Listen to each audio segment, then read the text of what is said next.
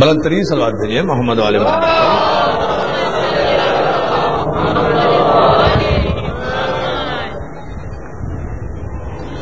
اعوذ باللہ من الشیطان اللعین الرجیم. بسم اللہ الرحمن الرحیم. الحمد للہ رب العالمین والصلاة والسلام والتحیۃ والاکرام علی سید اسلم ما فی الوجود. سر اللہ فی کل موجود نقطۃ دائرۃ الوجود. صاحب لواء الحمد والمقام المحمود.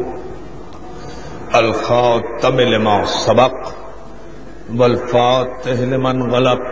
المعلن الحق بالحق ابی القاسم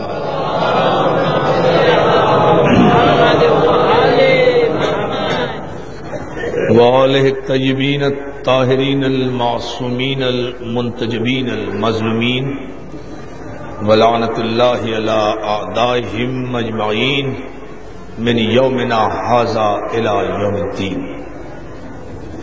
اما بعد فقد قال حق سبحانہ وتعالی فی محکم کتابہ الحکیم وہو اصدق الصادقین وقول الحق. الذین قالوا ربنا اللہ ثم استقاموا فلا خوف علیہم ولا هم یحزنون. صلوات.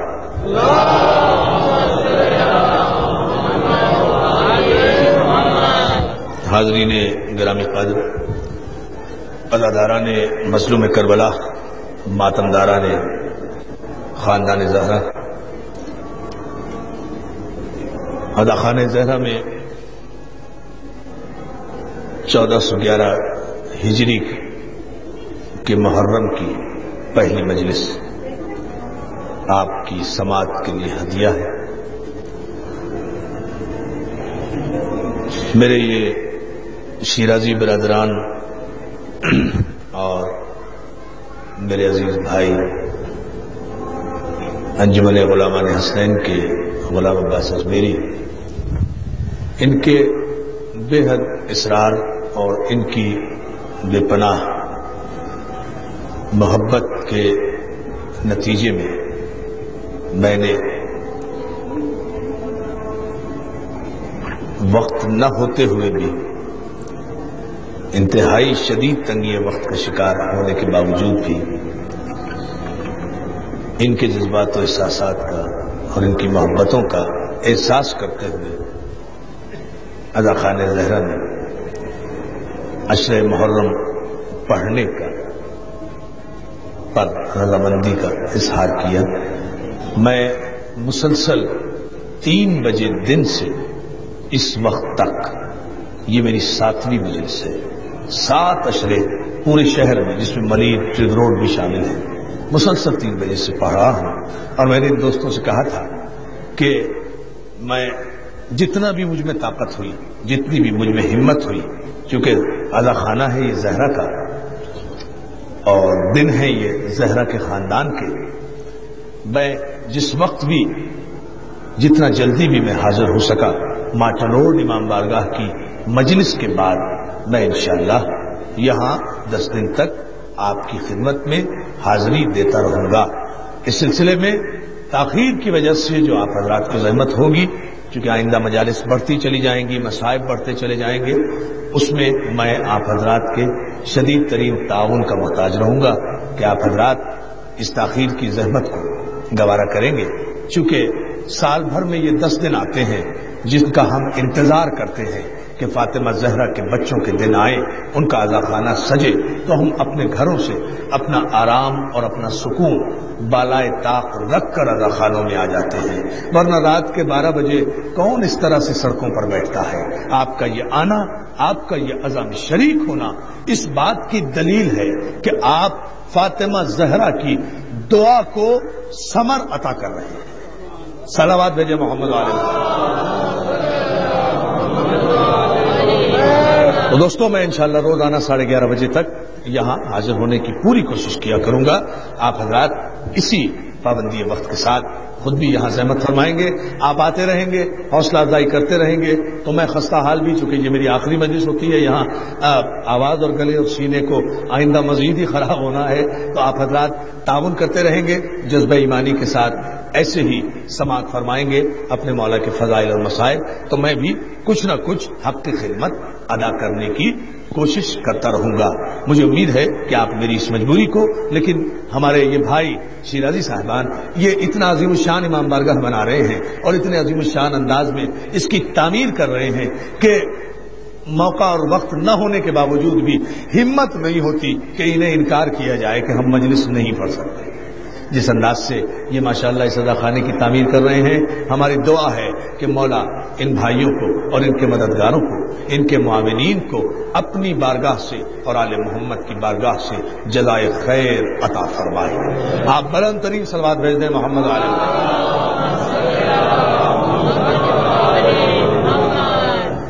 عزیزان محترم،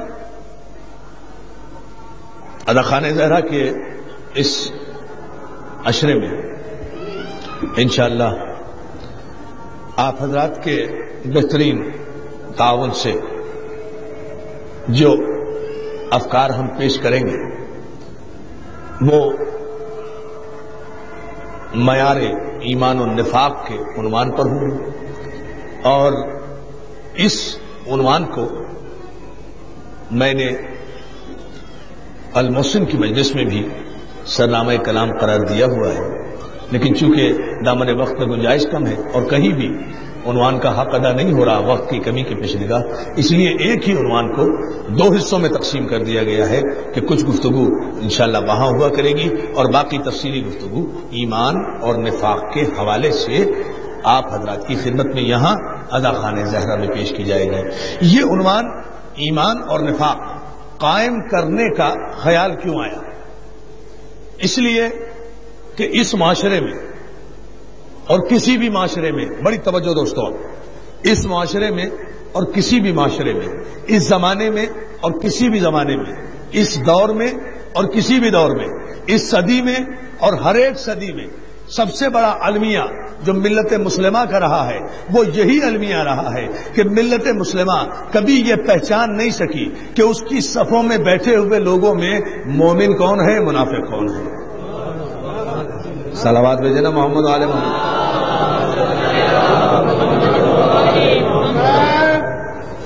یہ سارے المیہ رہے ہیں تاریخ اسلام کے کہ مسلمان یہ پہچان نہیں سکا کسی بھی دور میں، کسی بھی زمانے میں کہ آخر ہماری صفوں میں بیٹھا ہوا صاحب ایمان کون ہے اور نفاق کس کے دل میں ہے۔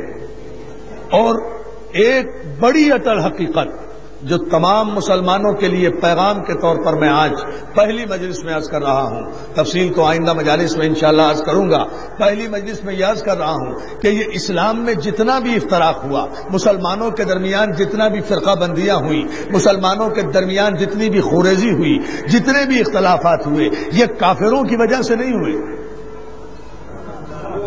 بھائی بہت توجہ، یہ جتنا بھی اسلام اور مسلمانوں کو نقصان پہنچا ہے نا، یہ کافروں اور مشرکوں کی وجہ سے نقصان نہیں پہنچا۔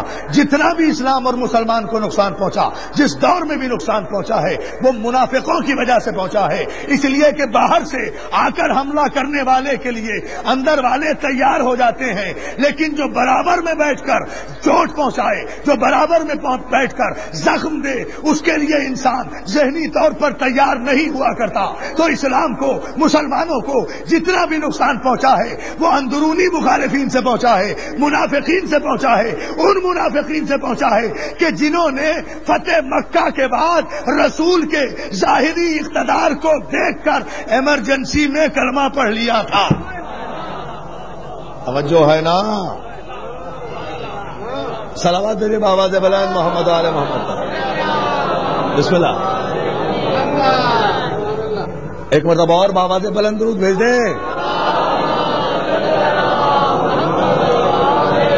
بھائی بھٹی صاحب آپ ذرا یہاں آ جائیں، یہ سارا مجمع نعرہ حیدری بھولا ہوا ہے، ایک نعرہ حیدری لگا دیں۔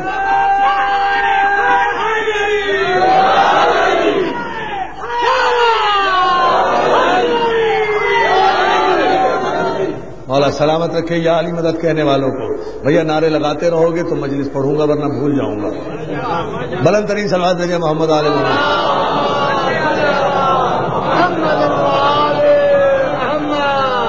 تو دوستو یہ عنوان اسی لیے قائم کیا کہ یہاں معیار ایمان کا بھی لوگوں کو پتہ نہیں ہے اور معیار نفاق کا بھی پتہ نہیں ہے. یہ معلوم ہی نہیں کہ مومن کسے کہتے ہیں, منافق کسے کہتے ہیں. اس لیے کہ کلمہ جو ہے وہ مسلمان بھی پڑھتا ہے اور منافق بھی پڑھتا ہے, اور مسلمان کا کلمہ بھی وہی ہے. اللہ اللہ, نہیں غور نہیں فرمایا. دیکھیں نا, مسلمان کا کلمہ بھی وہی ہے, منافق کا کلمہ بھی وہی ہے. پہچانے کیسے؟ کوئی تو فرق ہو. اب کسی کی پیشانی پر تو لکھا ہوا نہیں کہ یہ مسلمان ہے یہ منافق ہے. بھائی کلمے ہی سے پتہ چلے گا نا. سلامت کیسے پتہ چلے گا جان محترم؟ کسی کے ماتھے پر کسی کی پیشانی پر تو نہیں لکھا ہوا کہ صاحب ایمان کون ہے اور مالک نفاق کون ہے. اس لیے کہ سب سے بڑی پہچان جو کفر اور اسلام کے درمیان ہے وہ تو ہے کلمہ, اور کلمہ ہے مسلمانوں کا لا الہ الا اللہ محمد رسول اللہ. اب اس کلمے سے پتہ کیسے چلے, اس کلمے سے معلوم کیسے ہو کہ ایمان کہاں ہے, نفاق کہاں ہے؟ اس لیے کہ نفاق وہ بھی, بہت توجہ, نفاق وہ بیماری ہے جو دل میں ہوتی ہے. نفاق وہ بیماری ہے جو دل میں ہوتی ہے, زبان پر نہیں ہوتی.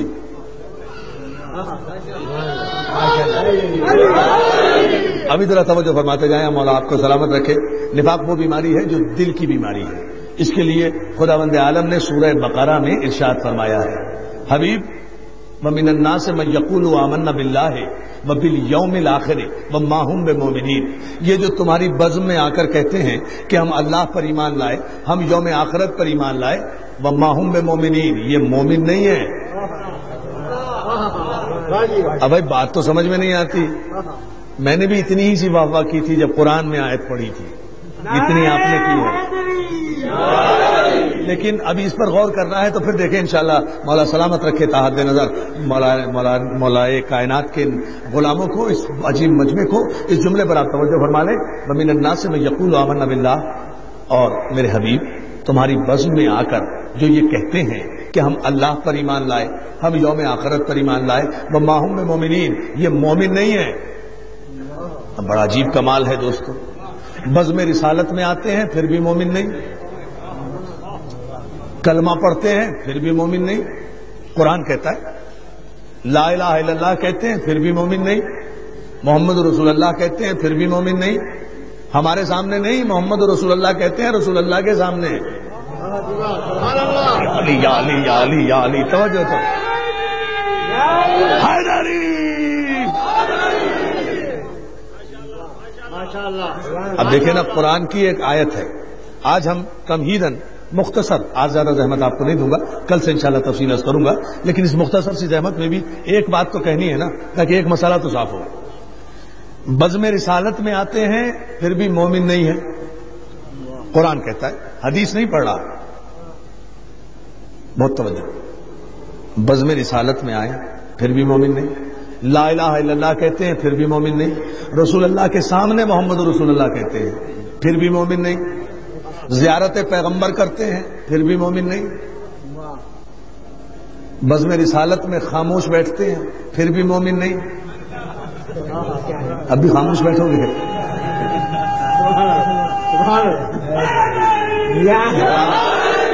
مولا سلامت رکھے یا علی مدد کہنے والوں کو.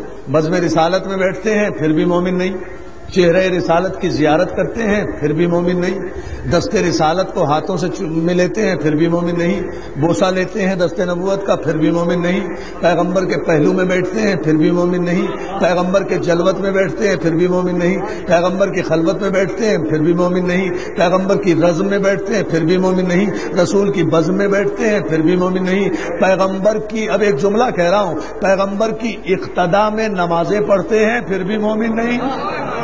پیغمبر کی اقتدا میں, ابھی کوئی نعرہ نہیں, نتیجہ دیکھنا, پیغمبر کی اقتدا میں نمازیں پڑھتے ہیں پھر بھی مومن نہیں, پیغمبر کی اقتدا میں نمازیں پڑھتے ہیں پھر بھی مومن نہیں, روزے رکھتے ہیں پھر بھی مومن نہیں, قرآن کی تلاوت کرتے ہیں پھر بھی مومن نہیں, زمانہ رسالت میں ہے پھر بھی مومن نہیں, پیغمبر کی اپیل پر جنگوں میں چندے دیتے ہیں پھر بھی مومن نہیں. توجہ ہے نا, توجہ ہے نا دوستو. نہیں ابھی غور کرے، کوئی نعرہ نہیں، ذرا سا ایک نتیجہ آنے دے۔ پیغمبر کی اپیل پر گھر بار لٹا دیتے ہیں پھر بھی مومن نہیں، پیغمبر کے ساتھ جنگوں میں شرکت کرتے ہیں پھر بھی مومن نہیں، شامیانوں میں بیٹھ کر جنگ لڑتے ہیں پھر بھی مومن نہیں۔ توجہ ہے نا عزیزان محترم؟ کبھی زخمی نہیں ہوتے پھر بھی مومن نہیں، نہ خود زخمی ہوتے ہیں نہ کسی کو زخمی کرتے ہیں پھر بھی مومن نہیں، بزم رسالت میں بیٹھتے ہیں پھر بھی مومن نہیں، زیارت پیغمبر کرتے ہیں پھر بھی مومن نہیں۔ قرآن نے کہا ہے میرے حبیب وما هم بمؤمنین، یہ مومن نہیں ہے۔ پروردگار پھر یہ کیا ہے؟ کہا یخادعون اللہ والذین آمنوا، یہ مومن نہیں ہے، یہ اللہ کو بھی دھوکہ دے رہے ہیں، مومنوں کو بھی دھوکہ دے رہے ہیں۔ پالنے والے کیوں دھوکہ دے رہے ہیں؟ کہا اس لیے دھوکہ دے رہے ہیں کہ فی قلوبہم مرض فزادہم اللہ مرضا، اس لیے کہ ان کے دلوں میں بیماری ہے اور اللہ نے بھی ارادہ کر لیا ہے کہ ان کے دل کی بیماری میں اضافہ ہی کرتا رہے گا، کمی نہیں کرے گا۔ تو اب پتا چلا کہ کلمہ پڑھنے والے کے لیے اگر یہ سوچنا چاہو کہ مومن ہے یا منافق ہے تو اندازہ کرو اس کی پہلی پہچان یہ ہوگی کہ وفادار نہیں ہوگا، دھوکے باز ہوگا۔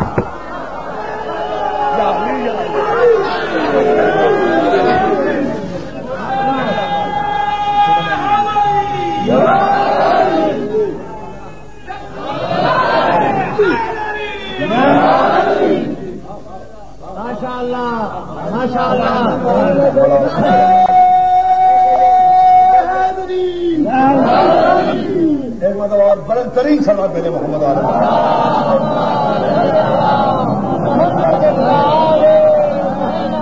بھائی آج کی ساری گفتگو قرآن ہی کی روشنی میں ہوگی، کوئی حدیث نہیں ہوگی۔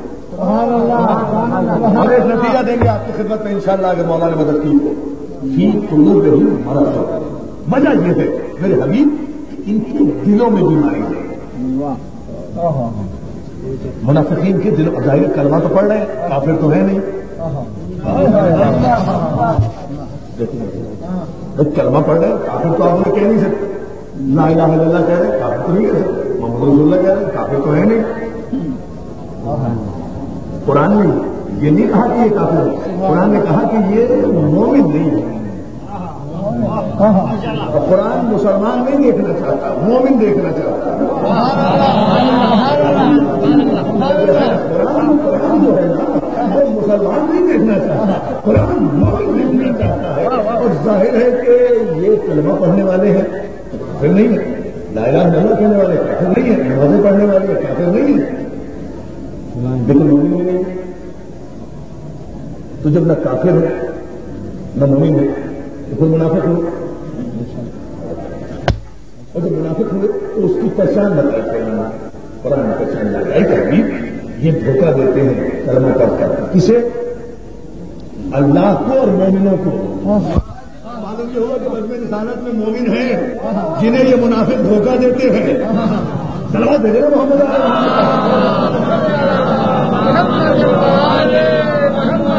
اب غور نہیں کیا ہونا تو آیت کا ذرا سا یہ نہیں مسئلہ شریف ہونا یہ چاہیے تھا کہ میرے حبیب ان سے ہوشیار رہنا۔ یہ کہتے ہیں میں یقول آمنا باللہ وبالیوم الآخر وما هم بمؤمنین، یہ مومن نہیں ہے، ان سے ہوشیار رہنا۔ یخادعون اللہ آیت کا علم کلام کی فصاحت کے اعتبار سے تسلسل یوں ہونا چاہیے تھا کہ میرے حبیب ان سے ہوشیار رہنا، یہ دھوکے باز ہیں، یہ اللہ کو بھی دھوکہ دیتے ہیں اور رسول کو بھی دھوکہ دیتے ہیں۔ مگر آیت نے یہ نہیں کہا، آیت نے کہا یخادعون اللہ، یہ اللہ کو دھوکہ دے رہے ہیں اور مومنوں کو دھوکہ دے رہے ہیں، یعنی مومنوں پر ظاہر کر رہے ہیں کہ ہم مومن ہیں، مومنوں کو یہ دھوکہ دے رہے ہیں، لیکن یہ دھوکہ دے نہیں سکتے، اصل میں یہ اپنے نفوسی کو دھوکہ دے رہے ہیں۔ تو قرآن نے یہ بھی کہہ دیا کہ نہ یہ اپنے ضامن ناقص میں سمجھتے ہیں کہ ہم کامیاب ہو گئے، ہم نے اللہ کو بھی دھوکہ دے دیا، ہم نے مومنوں کو بھی دھوکہ دے دیا، لیکن اصل میں تو یہ اپنے آپ ہی کو دھوکہ دے رہے ہیں۔ ہماری افضل یہ تو اپنے نفوسی کو دھوکہ دے رہے ہیں، یہ اللہ اور مومنوں کو تو دھوکہ دے ہی نہیں سکتے۔ جو منافق کے دھوکے میں آ جائے وہ مومن نہیں ہوتا۔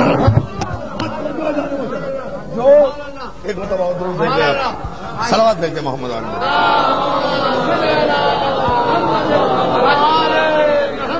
اس لیے کہ اس کی ضمانت بھی قرآن نے لی ہے، اس کی ضمانت بھی قرآن نے لی ہے کہ یہ دھوکہ نہیں دے سکتے نہ اللہ کو نہ مومنوں کو۔ کلمہ پڑھ کر یہ مومنوں کو دھوکہ نہیں دے سکتے. جو مومن ہے وہ خوب جانتا ہے کہ یہ کون ہے، چاہے یہ رزم میں ہو یا بزم میں ہو، اجماع میں ہو یا شورا میں ہو، مسجد میں ہو یا حجرے میں ہو، اسلام میں ہو یا اسلام آباد میں ہو، حکومت میں ہو یا وزارت میں ہو، مشاورت میں ہو یا بندر روڈ پر ہو، بندر روڈ پر ہو یا قائد اعظم کے مزار پر ہو، گرو مندر میں ہو یا ریگل چوک میں ہو. مومن جانتے ہیں، توجہ جان محترم، مومن جانتے ہیں کہ یہ مومن نہیں ہے. کیوں مومن نہیں ہے؟ اس لیے کہ فی قلوبہم مرض. بڑی توجہ دوستو، اس لیے کہ ان کے دلوں میں بیماری ہے، دلوں میں بیماری ہے. اور اب میں کیا کروں دوستو، نہ میں کچھ کر سکتا ہوں نہ شاہ جی کچھ کر سکتے ہیں، اس میں کوئی کچھ نہیں کر سکتا. اس لیے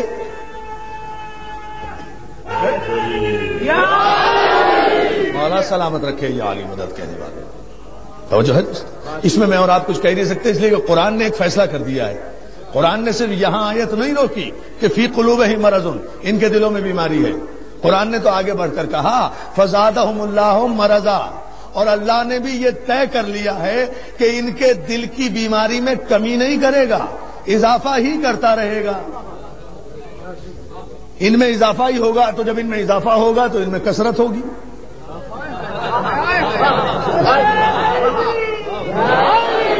جب اب ایک جملہ ہے، اب میں دیکھوں گا کہ آپ سو رہے ہیں یا جاگ رہے ہیں، بیدار ہیں یا آمادہ ہیں یا نہیں ہیں. ایک جملہ ہے لیکن بڑا لطیف سا اشارہ ہوگا. جب اللہ نے یہ طے کر لیا ہے کہ ان میں اضافہ ہی ہوتا رہے گا، اضافہ کا مطلب ہی تو کثرت ہے نا. جب اضافہ ہوگا تو کثرت ہوگی. جب جملہ کہہ رہا ہوں، جب کثرت ہوگی تو اکثریت ہوگی. جب اکثریت ہوگی تو جبھی تو یہ نعرہ لگائیں گے نا کہ اس ملک میں شریعت کا قانون اکثریت کا ہوگا. بہت توجہ سروات میرے بابا سے برا، بہت توجہ. فی قلوبہم مرض، ان کے دلوں میں بیماری ہے. فزادہم اللہ مرضا، اور اللہ نے بھی یہ طے کر لیا ہے کہ ان کے دلوں کی بیماری میں اضافہ ہی کرتا رہے گا. یعنی ان کے حوصلے بڑھتے ہی رہیں گے. منافقین کے روزانہ نئے نئے رخ سے سامنے آئیں گے. پچھلے سال کچھ ہوں گے، اس سے پچھلے سال کچھ ہوں گے، اگلے سال کچھ ہوں گے، تو یہ بیماری بڑھتی جائے گی. اب ایک جملے پر آپ توجہ فرما لیں. فی قلوبہم مرض، ان چونکہ ان کے دلوں میں بیماری ہے اور اللہ نے یہ تہیا کر لیا ہے کہ ان کے، بہت توجہ دوستو، اور منافق کی دوسری پہچان اسی سورہ بقرہ میں کیا بتائی. میں نے کہا نا کہ اصل قرآن سے منافق کو ہم ڈیفائن کر لیں تو کل انشاءاللہ اس کی تشریح عرض کریں گے کہ پہچانا کیسے جائے گا کہ مومن کون ہے، منافق کون ہے. یہ گفتگو جس کے لیے آپ ذہنی طور پر اس میں تیار بیٹھے ہیں، یہ میں کل کروں گا، آج نہیں. تو دوستو دوسری پہچان اسی سورہ مبارکہ میں قرآن مجید نے یہ بیان فرمائی. اللہ نے یہ ارشاد فرمایا کہ منافق کی دوسری پہچان کیا ہے. منافق کی دوسری پہچان یہ ہے کہ وَإِذْ لَهُمْ، جب ان سے کہا جاتا ہے کہ لا تفسدوا فی الارض، زمین میں فساد نہ پھیلاؤ، زمین میں فساد نہ پھیلاؤ، زمین میں فساد نہ پھیلاؤ، تو یہ کہتے ہیں کہ ہم فساد نہیں پھیلا رہے، ہم تو اصلاح کر رہے ہیں، ہم تو اصلاح کر رہے ہیں. یعنی منافق کی پہچان یہ ہے کہ وہ اصلاح کے نام پہ فساد پھیلاتا ہے. انما نحن مصلحون، ہم کوئی فسادی تو نہیں ہیں، ہم تو مصلح ہیں، ہم تو اصلاح کر رہے ہیں، ہم تو معاشرے کو اچھا کرنے کی تحریکیں چلا رہے ہیں. توجہ ہے، ہم تو اصلاح کر رہے ہیں. قرآن کہتا ہے یہ جو اصلاح کے نام پر فساد کرے وہ منافق ہے. اور پھر منافق کی پہچان مولا تمہیں سلامت رکھے. اس کے بعد کیا قرآن نے وضاحت کی ہے. عزیزان محترم، گھبرانا نہیں ان آیتوں سے، ان کا نتیجہ بڑا خوبصورت آئے گا. جب ان سے کہا جاتا ہے کہ زمین پہ فساد مت پھیلاؤ تو یہ کہتے ہیں انما نحن مصلحون، ہم فساد نہیں کر رہے، ہم تو اصلاح کر رہے ہیں. لیکن قرآن کہتا ہے یہ اصلاح نہیں کر رہے، یہ اصلاح کے نام پر فساد کر رہے ہیں. وَإِذْ خَلَوْا إِلَىٰ شَيَاطِينِهِمْ، پھر قرآن نے کہا لیکن جب یہ لوگ اپنے شیطانوں سے میٹنگ کرتے ہیں، کیا اس سے زیادہ اور کیا قرآن کھول کے کہے گا. آپ مل کر صلوات ہی بھیج دیں محمد آل محمد. دیکھیں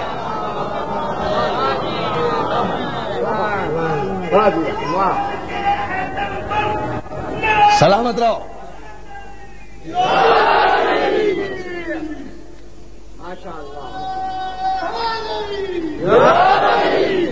قرآن نے دوسرے مرحلے میں دوستو بڑی خوبصورت مجلسیں ہوں گی انشاءاللہ، مولا نے چاہا اگر آپ کی اسی طرح توجہ رہی، کیونکہ میں بھی یہاں اطمینان سے سب سے آخر میں آؤں گا اور ساری رات پڑھتا رہوں گا، ہے نا؟ جب آپ اتنی دیر تک بیٹھیں گے تو پھر قرآن کہتا ہے کہ جب ان سے کہا جاتا ہے کہ بھئی زمین میں فساد مت پھیلاؤ، تو یہ کہتے ہیں کہ ہم فساد تو نہیں کر رہے، ہم تو اصلاح کر رہے ہیں، ہم تو معاشرہ سدھار رہے ہیں، حالانکہ یہ فسادی ہیں۔ لیکن جب وَإِذْ خَلَوْا إِلَىٰ شَيَاطِينِهِمْ، لیکن جب یہ اپنے شیطانوں سے خلوت کرتے ہیں، میٹنگ کرتے ہیں،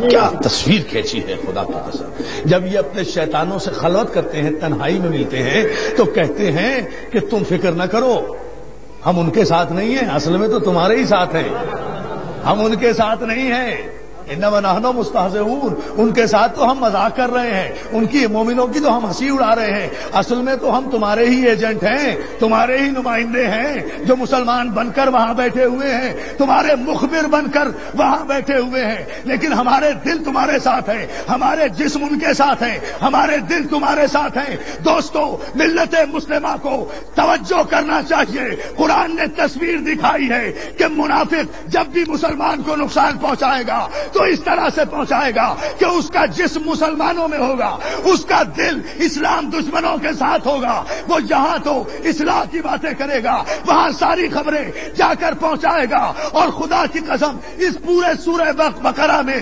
منافقین کی تعریف کو میرے مولا نے، خطیب نہج البلاغہ نے ایک جملے میں منافق کی پہچان بتا دی کہ منافق کی پہچان یہ ہے کہ قولہ حقا وارادہ بالباطل، منافق کی پہچان یہ ہے کہ اس کی زبان پر حق ہوتا ہے، اس کی نیت میں باطل ہوتا ہے۔ توجہ ہے نا؟ اللہ اللہ اللہ اللہ توجہ فرمائیے جان محترم، بلند ترین صلوات بھیجے محمد علیہ محمد۔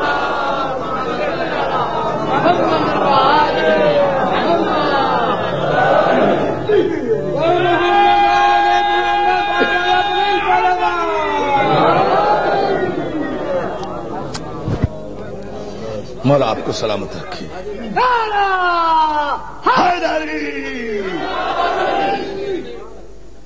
مولا نے فرمایا منافق کی پہچان یہ ہے کہ اس کا قول حق ہوتا ہے، ارادہ باطل ہوتا ہے، نیت باطل ہوتی ہے، زبان سے کچھ کہتا ہے، نیت کچھ اور ہے، اور اسلام زبان کا نام نہیں ہے، نیت کا نام ہے۔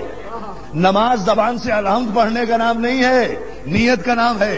نیت نہ ہو تو نماز ہی نہیں، نیت نہ ہو تو روزہ ہی نہیں، نیت نہ ہو تو حج ہی نہیں، نیت نہ ہو تو طواف نہیں۔ بدن پہ جامع احرام، دل میں بغض علی، تیرے نصیب کا چکر ہے یہ طواف نہیں۔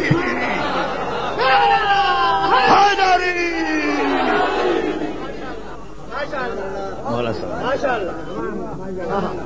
جتنا بلند نعرہ لگاتے ہیں نا اتنی بلند صلوات بھی بھیجا کریں محمد علیہ محمد، یہ افضل قریب۔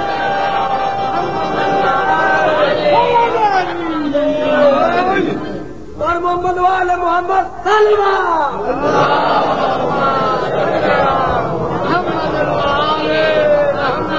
بھائی اسلام کا تعلق نیت سے، دین کا تعلق نیت سے، ایمان کا تعلق نیت سے، ارکان کا تعلق نیت سے، نماز کا تعلق نیت سے، روزے کا تعلق نیت سے، حج کا تعلق نیت سے، زکوٰۃ کا تعلق نیت سے۔ نیت کرو گے تو نماز ہوگی، نیت نہیں غور کیا آپ نے، نیت کرو گے تو نماز ہوگی، نیت کرو گے تو روزہ ہوگا۔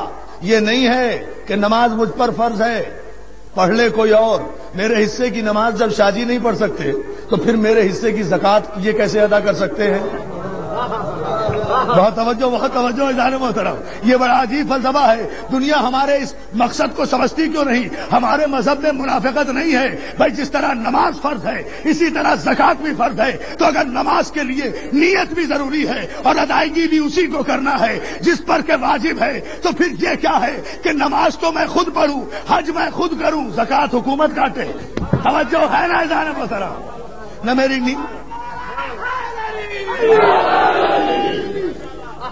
جیسے نماز مجھ پر خود فرض ہے، جیسے روزہ مجھ پر خود فرض ہے، جیسے حج مجھ پر خود فرض ہے، مجھے خود کرنی ہے اس کی ادائیگی، اس عبادت کی ادائیگی، تو جب میرے بدلے کی نماز کوئی نہیں پڑھ سکتا۔ جب تک میں زندہ ہوں، میرے مرنے کے بعد میری قضا نماز میرا وارث پڑھائے گا، لیکن زندگی میں میں اپنی نماز خود ہی پڑھوں گا۔ تو جب اپنی نماز میں خود پڑھوں گا تو اپنی زکات بھی خود دوں گا، آپ کو کیا اعتراض ہے؟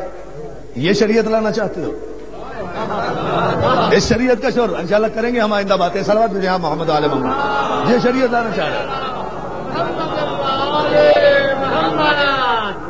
تو دوستو مسئلہ صرف یہ ہے کہ ملت مسلمہ کو اس امر میں غور کرنا چاہیے، توجہ کرنا چاہیے کہ اسلام کو جتنا بھی نقصان پہنچا ہے مسلمانوں میں، آج یہ جتنے اختلافات ہیں، جتنے آج یہ فساد ہے ملت مسلمہ کے درمیان، یہ فرقہ بندیاں ہیں، یہ کافروں نے نہیں کی. غلط کہتے ہیں لوگ، تاریخ اور حقائق سے منہ چھپاتے ہیں یا اپنے مجرموں کے چہروں پر نقابیں ڈالتے ہیں یہ کہہ کر کہ فرنگیوں نے ہم میں اختلاف ڈالا، یہودیوں نے ہم میں اختلاف ڈالا. کیا پڑی ہے یہودی اور فرنگی کو اختلاف ڈالنے کی؟ یہودی کی جرأت ہی نہیں ہو سکتی. مسلمانوں میں جو بھی اختلاف ڈالا وہ منافقوں نے ڈالا. تو مسلمانوں اگر فتنہ و فساد کو دور کرنا چاہتے ہو، یہ دین کے جھگڑے، یہ وطن کے جھگڑے، یہ زبان کے جھگڑے، یہ لسان کے جھگڑے، یہ صوبے کے جھگڑے، یہ علاقے کے جھگڑے، یہ فرقوں کے جھگڑے، یہ مکتب فکر کے جھگڑے، یہ جتنے بھی جھگڑے ہیں یہ خیبر ہیں. علامہ اقبال نے کہا تھا اور بتایا تھا کہ یہ دین، لسان، صوبہ، علاقہ، یہ جتنے جھگڑے ہیں اور ان پر جتنا قتل و غارت گری ہو رہی ہے،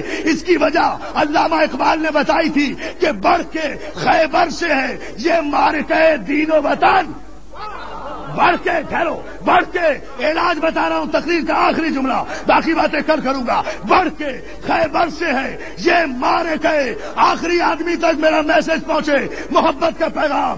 بڑھ کے خیبر سے ہے یہ معرکہ دین و وطن. اس زمانے میں کوئی حیدر کرار بھی ہے؟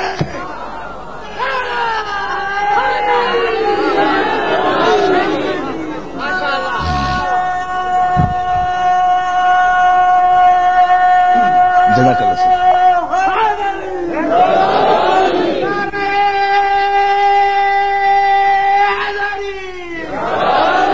سلامت رہو، سلامت.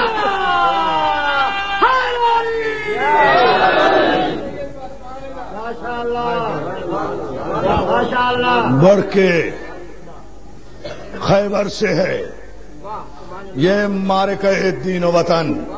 یہ دین کے جھگڑے، یہ وطن کے جھگڑے، یہ صوبوں کے جھگڑے، یہ علاقوں کے جھگڑے، یہ لسان کے جھگڑے، یہ زبان کے جھگڑے، یہ اس دور کا خیبر ہیں. اور علامہ اقبال کہتے ہیں یہ اس لیے ہیں کہ کوئی حیدر کرار نہیں ہے، اس لیے کہ خیبر کو تو وہی فتح کرے گا نا. صلوات بھیجیں نا محمد علیہ محمد. یہ ایک مجلس ہے.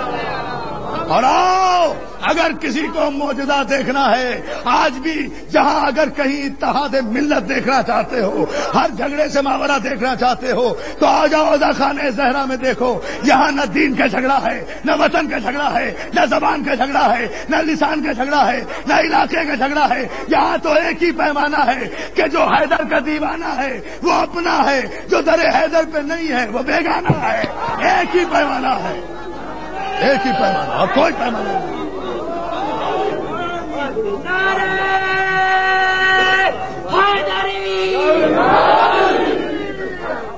ایک ہی پیمانہ ہے، جو علی کے دروازے پر آیا وہ اپنا ہے، جو اس دروازے سے ہٹا وہ بیگانہ ہے، چاہے عرفان حیدر عابدی کا بیٹا کیوں نہ ہو. گئی نا ساری محبت؟ توجہ ہے نا؟ ہم اپنی اولاد قربان کر دیتے ہیں اگر بدعقیدہ ہو جائے. علی ہمیں اپنی اولاد سے بھی زیادہ پیارا، اپنی جان سے بھی زیادہ پیارا، اپنے مال سے بھی زیادہ پیارا. تو اپنی جان، اپنی اولاد اور اپنے مال سے زیادہ جب ہمیں آل محمد پیارے ہیں تو صوبے اور علاقے کی تو حیثیت کیا ہے؟ توجہ ہے نا؟ صلوات بھیجیں نا محمد آل محمد.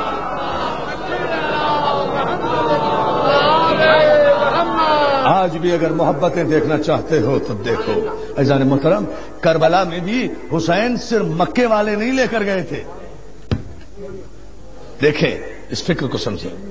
حسین کو چاہیے تھا کہ صرف مکے والوں کو لے کے، مکے والا بھی لے گئے، مدینے والا بھی لے گئے، کوفے والا بھی لے گئے، یمن والا بھی لے گئے، بصرے والا بھی لے گئے،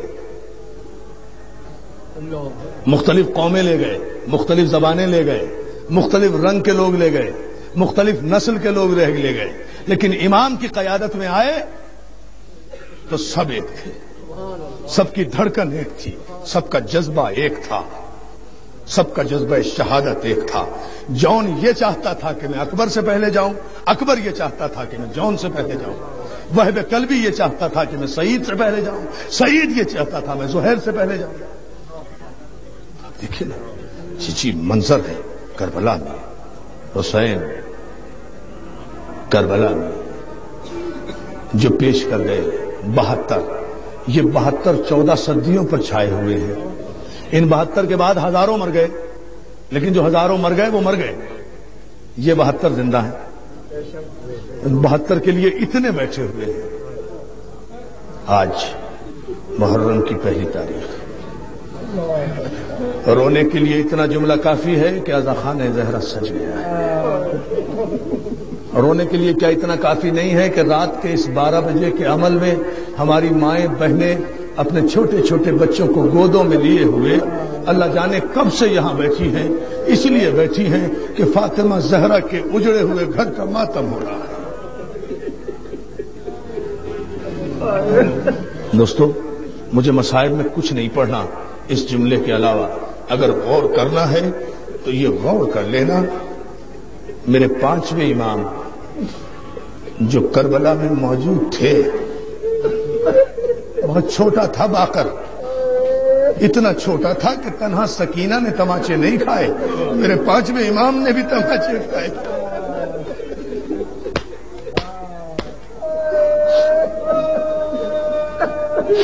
میرے 5ویں امام فرماتے ہیں رونا کیوں ضروری ہے دوستو؟ میں 5ویں امام کی 2 روایتیں پڑھوں گا اور مجلس ختم کر دوں گا۔ میرے 5ویں امام فرماتے ہیں رویا کرو ہمارے اجڑے ہوئے گھر کو، اس لیے کہ جب کہیں راستہ قافلہ شام جاتے ہوئے، جب قافلہ اسیروں کا، اہل بیت کا قافلہ جب رات میں کہیں منزل لیتا تھا، جب رات میں کہیں قافلہ ٹھہرتا تھا، تو میرے بابا سید سجاد قافلے سے علیحدہ ہو کر ایک بلند ٹیلے پر بیٹھ جاتے تھے، مٹی ہاتھ میں اٹھاتے تھے اور مٹی کو اپنی آنکھوں کے سامنے لا کر میرے بابا سجاد کہتے تھے مٹی میرا بابا مارا گیا، مٹی میرے بھائی علی اکبر کے برچھی لگ گئی، مٹی میرے اصغر کے تیر لگ گیا، مٹی میرے قاسم کا لاشا پامال ہو گیا، مٹی ہمارے خیمے جل گئے، مٹی ہمارے سروں سے چادریں چھن گئی۔ تو بیویاں پوچھتی تھی سید سجاد مٹی کو اپنا غم کیوں سنا رہے ہو؟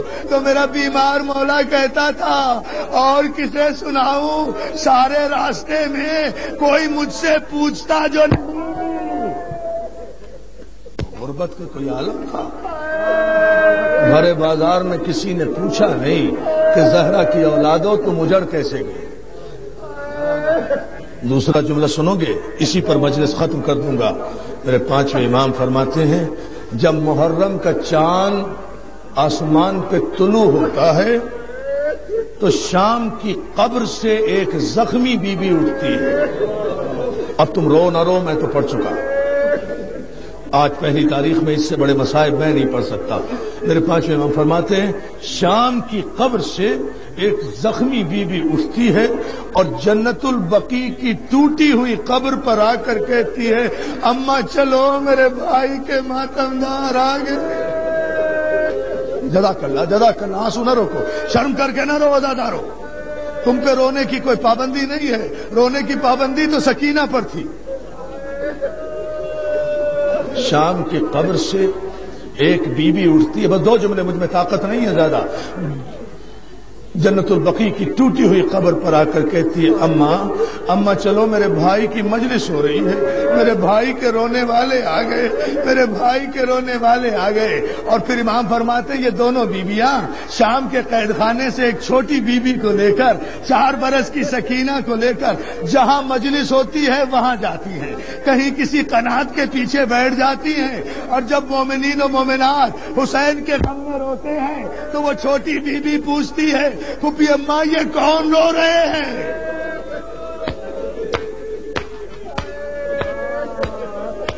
جزاک اللہ بس ہو گئی مجھے سزا دارو، اتنے ہی مصائب کافی ہے۔ چھوٹی بچی پوچھتی ہے پھوپھی اماں یہ رونے والے کون ہیں؟ جناب زینب کہتے ہیں بی بی سکینہ یہ تیرے بابا کے ماتمدار ہیں، یہ تیرے حسین کے عزادار ہیں۔ سکینہ حیرت سے کہتی ہے پھوپھی اماں اتنے بہت سے عزادار میرے بابا کے؟ جناب زینب کہتی ہے ہاں بیٹا خدا نظر بد سے بچائے، یہ سب تیرے بابا کے عزادار ہیں۔ عزاداروں ایک جملہ سن لینا، سکینہ اپنے جلے ہوئے کرتے کرتے کا دامن پھیلا کر کہتی ہے پھپھی اماں اگر یہ اتنے عزادار کربلا میں ہوتے تو میرے تماچے نہ لگتے. جزاک اللہ جزاک اللہ جزاک اللہ. ماتم کیے جاؤ ذرا. مولا تمہیں سلامت رکھے, مولا تمہیں آباد رکھے. پھپھی اماں اگر یہ اتنے عزادار, وہ قیامت کی مجلس ہو رہی ہے تو بس یہ جملہ سن لو, مجلس ختم کر دوں گا. اتنے عزادار کربلا میں ہوتے تو میرے تماچے نہ لگتے, میرے علی اصغر کے تیر نہ لگتا. عزاداروں, جب پردے کے پیچھے مومنات روتی ہے نا, مومنات روتی ہے تو سکینہ دامن پھیلا کے کہتی ہے پروردگار میری ماں رباب تو اجڑ گئی. کیا سن لیا تم نے جملہ عزاداروں؟ ختم کر دی میں نے مجلس. میری ماں رباب تو اجڑ گئی. پالنے والے تجھے میری اجڑی ہوئی ماں رباب کا واسطہ, ان عورتوں کو سلامت رکھنا جو میرے بابا کا ماتم کر رہی ہے, ان کے بچوں کو سلامت رکھنا. عزاداروں, فاطمہ زہرا کا گھر ویران ہو رہا ہے, مدینہ اداس ہے, قبر زہرا خاموش ہے, قبر رسول ویران ہے. ماتم حسین